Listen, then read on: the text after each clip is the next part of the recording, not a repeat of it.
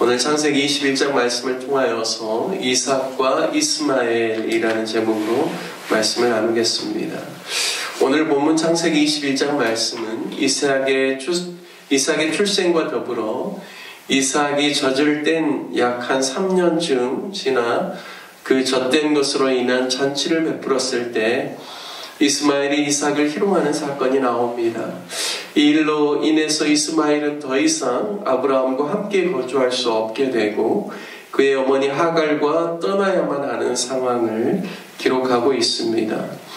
이스마엘의 출생은 우리가 이미 아는 바와 같이 창세기 16장에 아브라함의 나이 86세 그리고 사라와 10살 차이 나기 때문에 사라의 나이 76세에 가나안 땅에 들어와서 산지 1년째가 되는 그 해에 일어납니다. 이스마엘이 태어난 이유는 사라가 하나님의 약속을 믿지 못하고 그의 남편에게 자신의 애굽에서 데려온 여종 하갈을 첩으로 주어서 아이를 갖게 하는 결국에는 불신앙 때문에 일어난 일입니다.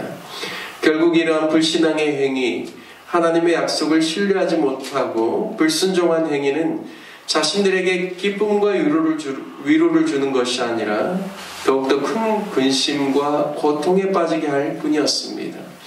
하갈이 임신하자 그 주인인 사라를 하갈이 멸시함으로 결국 사라가 아브라함의 동의를 얻어서 반대로 여종 하갈을 학대하고 또 쫓아내는 결과를 초래합니다. 처음 여종 하갈을 첩으로 들일 때 생각은 그들이 가진 자녀 없는 그 문제를 해결하기 위함이었는데 하나님의 방법이 아닌 인간적인 방법으로 선택한 그들의 결과는 그들의 기대와 전혀 다른 방향으로 나아가서 결국에는 서로의 관계를 깨뜨리고 오히려 본인들의 힘으로는 도저히 사태를 해결할 수 없는 지경으로 그렇게 이르게 됩니다. 결국 하갈이 광야로 도망하게 되고 하나님의 사자의 도움으로 말미암아 바로 다시금 그가 주인에게 돌아가서 주인의 수하에서 복종하게 됩니다. 그리고 그 광야에 있을 때 하나님의 사자를 통하여서 임신한 아이가 태어나거든 그 이름을 이스마엘이라고 부르게 합니다. 슈마엘 이 히브리어 단어가요, 들으신다라는 뜻이죠. 하나님이 들으신다라는 말입니다. 그러니까 이스마엘, 비록 서자 출신이고 어떻게 보면 약속 외의 자손이지만 여종 하갈이 광야에서 하나님께 부르짖는 그 소리, 울음의 소리를 하나님이 들으시고 그를 돌보신다라는 그런 의미이죠. 물론 후대에 그 사무엘이라는 선지자도 하나님이 들으신다라는 그 이름하고 같습니다. 그래서 슈마엘 또 아까 이야기했던 사무엘 음가가 비슷한데요. 이스마엘의 출생을 통해서 알 수 있는 것은 비록 인간의 실수와 연약함이 있을지라도 고통 중에 하나님께 부르짖으면 하나님이 들으신다라는 것을 알 수가 있습니다. 이스마엘은 하나님이 정하신 후사가 아닌 아브라함과 사라의 인간적인 방법과 불신앙 가운데서 출생한 아들이지만 그 인생도 하나님께 부르짖기만 하면 하나님이 들으시고 돌보아 주신다라는 하나님의 긍휼과 자비를 보여주고 있습니다. 하지만 이삭의 출생은 이스마엘의 출생과는 전혀 다른 그런 내용이죠. 이삭의 출생은 아브라함과 사라의 인간적인 욕심과 야망과 자신들의 노력으로 도저히 이룰 수 없다라는 절망 속에서 하나님은 능하신 하나님이시고 하나님은 약속하신 바를 반드시 이루시는, 그리고 하나님께서 약속하신 그 약속의 자손으로 하나님의 기적으로 말미암아 출생된다라는 사실을 오늘 말씀이 보여주고 있습니다.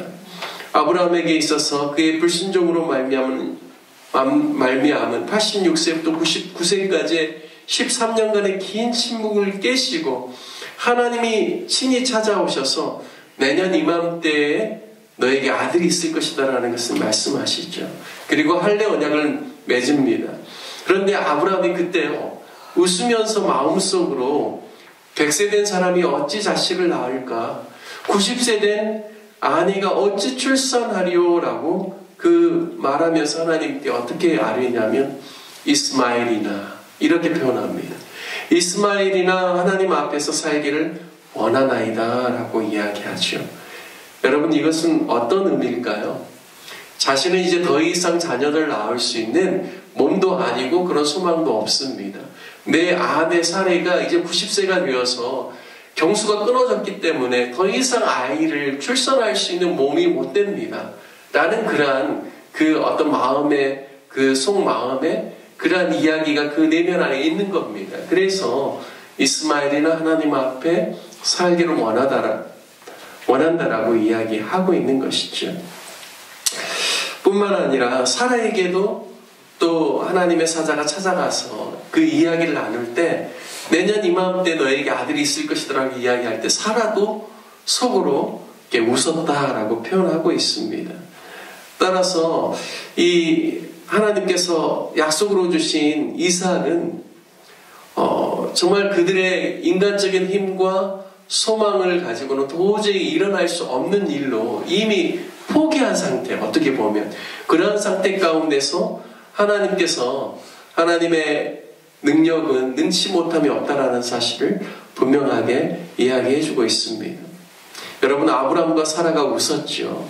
도저히 일어날 수 없는 일을 하나님께서 말씀하시기 때문에 믿기지 않을 뿐만 아니라 인간적인 경험과 지식과 상식과 과학으로는 도저히 있을 수 없기 때문에 웃는 것입니다. 그런데 놀랍게도 창세기 21장 오늘 우리가 읽은 본문에 보면 아브람의 나이 100세, 사라의 나이 90세의 이삭이 태어납니다. 오늘 본문의 6절과 7절 말씀에 보면 사라가 이르되 하나님이 나를 웃게 하시니 듣는 자가 나와 함께 웃으리로다. 또 이르되 사라가 자식들을 젖먹이겠다라고 누가 아브라함에게 말하였으리오마는 아브라함의 노경에 내가 아들을 낳았도다 하니라 말씀합니다. 즉 아브라함과 사라가 99세, 89세 때 하나님께서 내년 이맘때 내게 아들이 있을 것이다 라고 할 때는 그들이 믿기지 않고 도저히 이게 받아들여지지 않아서 웃었는데 1년이 지난 후에는 정말로 하나님께서 약속하신 바를 신실하게 행하시고 인간의 지식과 경험과 이성과 논리와 과학을 뛰어넘어 역사하심을 보면서 정말 그들이 기뻐서 그리고 놀라서 웃고 그와 함께하는 자들이 함께 같이 웃으면서 축하하는 그런 하나님의 놀라운 역사로 사랑하는 귀한 약속의 자손 이삭이 태어났다는 것을 이야기해주고 있습니다. 여러분, 고린도후서 1장 18절 말씀과 20절 말씀에 보면 하나님은 미쁘시니라 우리가 너희에게 한 말을 이해하고 아니라 함이 없노라 라고 이야기합니다. 하나님의 약속은 얼마든지 그리스도 안에서 이해가 되나니 그런즉 그로 말미암아 우리가 아멘하여 하나님께 영광을 돌리게 되느니라 말씀합니다. 즉 하나님의 말씀은 아니라 함이 없고 그리스도 안에서 모든 것이 이해라라고 말할 수밖에 없는 하나님의 그 신실하심이 있다라는 사실을 분명하게 이야기해주고 있습니다. 따라서 이스마엘과 이삭의 출생을 통하여서 우리가 알아야 하는 것은 하나님의 약속은 반드시 이루어진다라는 것입니다. 하나님의 때가 오기까지 인내하고 기다리면 하나님은 분명히 하나님께서 약속하신 바를 성취하신다라는 것이죠. 약속을 포기하는 것도 하나님이 원하시는 바가 아니요 하나님의 약속을 인간적인 생각과 힘으로 이루려고 하는 것도 하나님의 원하시는 바가 아닙니다. 결국 인간적인 방법과 연약함과 지약으로 낳은 이스마엘은 약속의 자손이 아니라 약속 외의 자녀이기 때문에 하나님의 아브라함에게 하나님이 약속하신 약속을 이룰 수도 없고 그러한 복의 통로로 이스마엘은 설 수가 없다라는 것이죠. 따라서 이스마엘은 아브라함의 집에서 나와야만 했습니다. 결국 이삭이 젖을 떼는 날에 하갈과 이스마엘은 떠나야만 했습니다. 브엘세바 광야에서 모세가 생사의 기로에 놓여 목 놓아 울 때 하나님께서 천사를 보내어서 그의 울음소리를 다시 한번 그가 처음 이스마엘을 아기 배웠을 때 하나님의 천사를 보내셔서 하나님께서 위로해 주시고 또 그의 그 부르짖음을 들어주셨는데 이제 그가 완전히 아브라함으로부터 나와야 할 때도 하나님께서는 동일하게 또 그의 부르짖음을 들으시고 또 그를 돌보아 주시는 그래서 샘을 찾게 하시고 그가 생존할 뿐만 아니라 또 이스마엘에게도 복을 주시겠다라는 그러한 약속을 받습니다. 여러분, 하지만 분명한 것은 이스마엘이 인간적으로 번성할 수 있도록 하나님 주시는 그 복, 그리고 그의 소리를 들으시고 자비를 베푸시는 그것은 하나님께서 아브라함에게 약속하신 바와는 전혀 다른 것입니다. 여러분, 궁극적으로 하나님께서 아브라함에게 약속하신 그 축복은 땅의 모든 족속을 축복하고 궁극적으로는 메시아의 구원의 역사를 이루게 하는 구속사의 믿음의 계보에 오르는 그런 축복입니다. 하지만 이스마엘은 인간적으로 번성하고 자손을 많이 가질 수 있고 또 부르짖음에 하나님께서 응답하여 주시는 것이지만 근본적인 하나님의 구원의 역사 가운데 그 반열에 오를 수는 없는 것이죠. 따라서 이삭은 약속의 자손이요, 하나님의 약속에 대한 순종에서부터 오는 믿음의 자손으로서 메시아를 통한 구원의 역사의 반열에 귀하게 쓰임받는 축복의 통로요, 복의 근원이라는 점에서 근본적인 차이가 있다는 점을 깨달아야 합니다. 오늘 말씀을 통하여서 우리가 깨달아야 할 점은 인간적인 번성과 하나님의 돌보심으로 인하여서 만족하는 정도의 삶을 살아가는 것이 약속의 자손이 아니라 약속의 자손, 아브라함의 참된 후손은 누구인가? 바로 하나님의 구원의 역사를 위하여서, 하나님의 나라를 위하여서 주님 앞에 헌신되고 쓰임받는 사람이 진정한 하나님의 백성이요, 그것이 약속의 자손이라는 겁니다. 우리가 인생을 살아가면서 우리가 좀 잘되고 번성하고 그리고 우리가 생각하는 바들이 이루어지는 것, 이것이 하나님께서 원하는 믿음의 수준이 아니라는 것이죠. 믿음의 수준은 무엇인가? 우리 모두가 그리스도가 다시 오실 그 일을 위하여서 정말 하나님의 나라와 하나님의 의를 이루는 일 가운데 약속의 자손으로 서서 정말 온 열방 가운데 하나님의 선한 영향력을 그리고 영생을 가져오는 그 복음의 역사를 위하여서 쓰임받는 것이 하나님께서 우리를 향하신 진정한 기대라는 사실을 우리가 깨닫고, 오늘 이스마엘과 그리고 이삭의 이 이야기를 통하여서 결국에는 아무리 인간적인 번성을 약속한다라고 할지라도 이스마엘은 하나님의 구원의 통로에 설 수 없다라는 것을 깨닫고, 우리가 늘 영적인 축복이 무엇인가를 고민하고 하나님의 나라와 의를 이루는 일 가운데 쓰임받는 저와 여러분 되시기를 주님의 이름으로 축복합니다. 함께 오늘 말씀을 적용하며 기도하기를 원합니다. 우리가 약속의 자손이 아니라 약속의 자손으로 하나님의 축복의 통로로서 땅의 모든 족속을 축복하는 삶을 살도록 기도합시다. 하나님의 약속을 붙잡고 인내로서 믿음의 경주를 경주하며 하나님의 놀라운 역사를 경험하는 약속의 자손으로서의 삶을 살게 해달라고 기도합시다.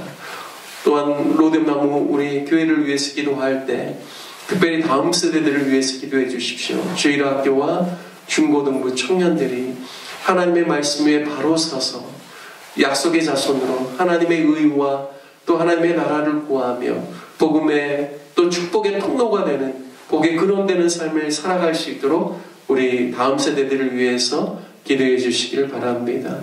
또 이제 연말 2024년 사역을 잘 마무리하고 2025년 하나님께서 우리 교회에게 주시는 약속의 말씀을 붙잡고 우리 교회가 든든히 말씀 위에 세워질 수 있기를 위해서 기도해 주시기를 부탁드리겠습니다.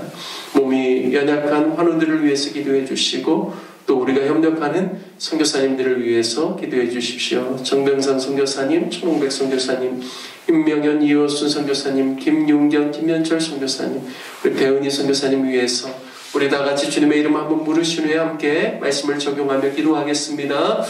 주여